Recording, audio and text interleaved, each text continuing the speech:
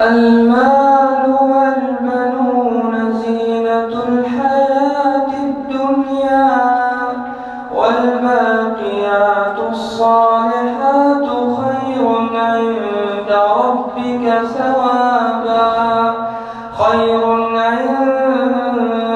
ربك ثوابا وخير أملا ويوم نسير الجبال وترى الأرض بارزة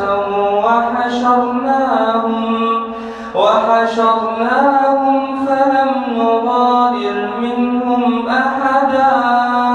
وعرضوا على ربك صفا لقد جئتمونا كما خلقناكم أول مرة بل زعمتم أن لن نجعل لكم موعدا ووضع الكتاب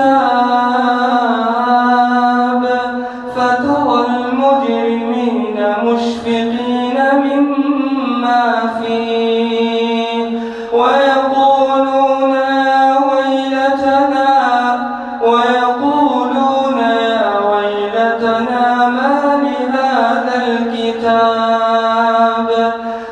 لهذا الكتاب لا يغادر صغيرة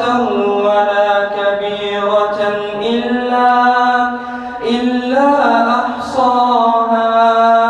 ووجدوا ما عملوا حاضرا ولا يظلم ربك أحدا وإذ قلنا للملائكة اسجدوا لآدم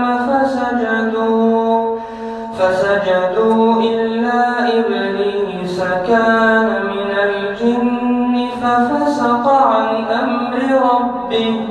أفتتخذونه وذريته أولياء من دوني وهم لكم عدو بئس للظالمين بدلا ما أشهدتهم خلق السماوات والأرض ولا خلق أنفسهم وما كنت متخذ المضلين عضدا ويوم يقول نادوا شركائي الذين زعمتم فدعوهم